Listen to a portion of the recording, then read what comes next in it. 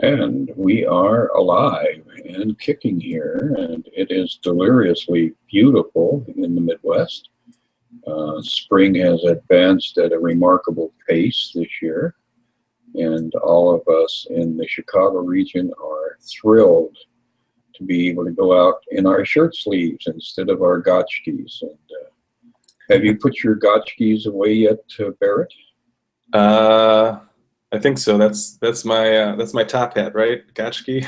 No, that's a Polish word. It's long underwear, our I winter gotchkis. think you told me that. I did not remember.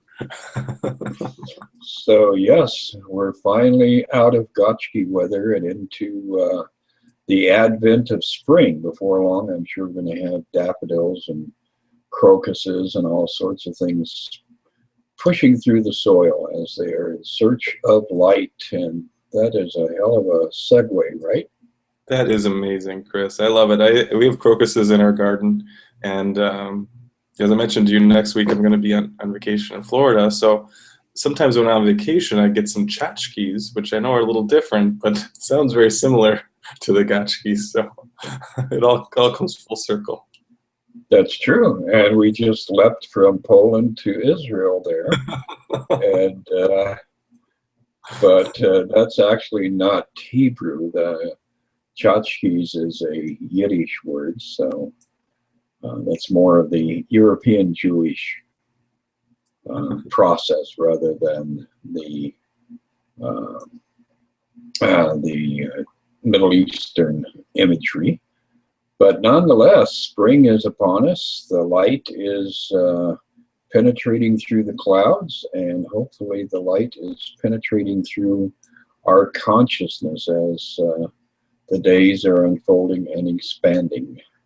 Amen. Amen. Yeah, I mean, there's a beautiful metaphor in the Course about how we're kind of lost in the clouds, and our goal is to take Jesus' hand and let him guide us through. So, as you can hear today, I've got a little bit of a cold, and that's actually an opportunity, and I'm hoping to try to remember that as much as possible. That when our physical form is going through something, we can see it as a lesson. We can see it as an opportunity for healing and shifting, to realize that it's not really the truth of what we are. And even as we're kind to ourselves and trying to drink some tea with honey, as I mentioned, we can see that ultimately the peace is not about this body being a certain way. That the true peace is about that heart shining forward, that light dispelling the cloud and the darkness. That's absolutely right. And that loops in nicely to this week's discussion. We're doing a continuance of, does Jesus have a special place in healing? And I think one of the things that a lot of people get confused with is they have the assumption that the miracle is a physical phenomenon. And that's simply the aftershocks. That's after you have experienced the big earthquake of that realization that something within your consciousness has been first healed. And then it will manifest in a very physical way if it is one of those items that you have been holding on to that has been causing a lot of trouble with your physical body in this material world. Yeah, it's true.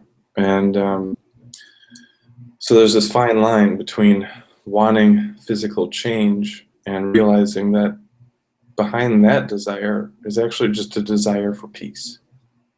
So it's hard to see that when our body is not working right, or when it's in pain or discomfort.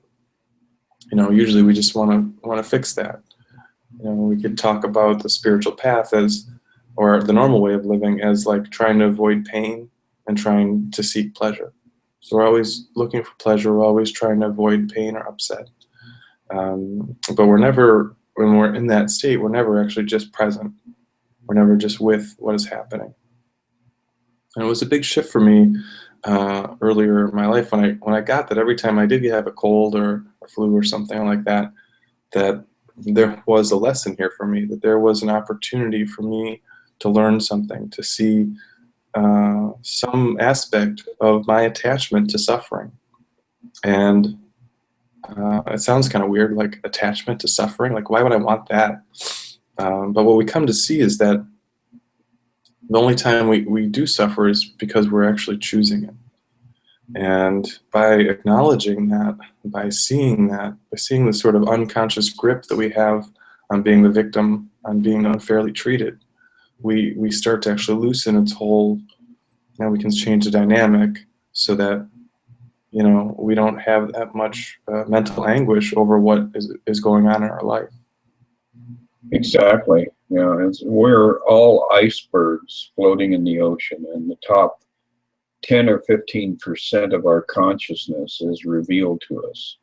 So when we encounter thoughts like that, you know, that idea that I want suffering, I want to be sick, I want to be miserable, I want to be the victim of life. It's hard for us to recognize that that may not be in our conscious sphere, but 85% of that iceberg is hidden.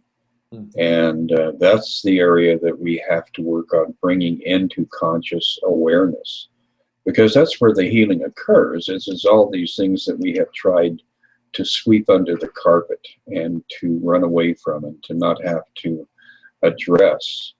And you know, a lot of people have that belief that there are multiple incarnations stored in some part of our consciousness. So the healing doesn't necessarily entirely address this lifetime. And, you know, it's a thing also of the shared experience, because a lot of our misery, a lot of our pain is because we have pushed people out of our lives. We have excluded them. We have attacked them. So all of these various components come together and create a whole hidden part of who we are that is in profound sorrow a lot of the times.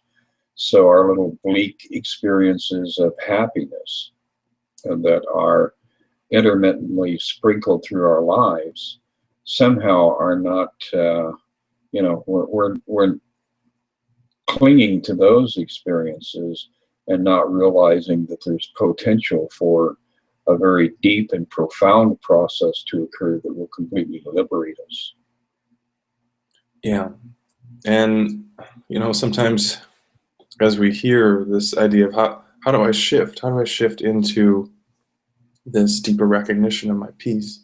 How do I shift into knowing that all of these sort of layers of myself can come forward and be released?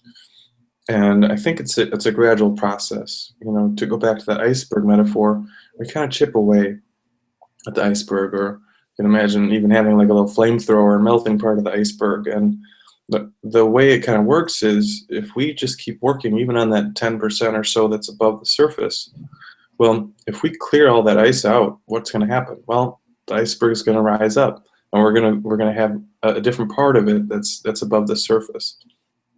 And if we continually keep healing whatever it is that we are aware of, eventually everything that's under the surface will rise, and we will be able to address it.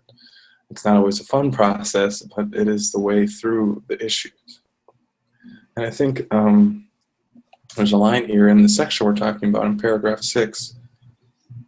No one on earth can grasp what heaven is, or what its one creator really means. Yet we have witnesses. It is to them that wisdom should appeal. There have been those whose learning far exceeds what we can learn, nor would we teach the limitations we have laid on us. So here he's really talking about, you know, people like Jesus or other avatars who have laid aside all attachment to this world, and they found that all that's left is the heart of God. And he's saying, you know, we can ask for help from them as we're on this journey. We can ask for them to show us how to see the situation with kindness and compassion. And it's okay to use these images as reminders of the truth. And at some point, we do come to that realization of what heaven is. We come to the experience of it.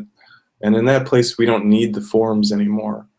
So if Jesus is your form that works for you, as he's the author of this course, then you should continue with that. And if some other form is what speaks to you the most, really what matters here is calling on something greater than yourself, something that represents love and truth, and ultimately is one with what you really are, but it is definitely not the small individual self that we often think ourselves to be.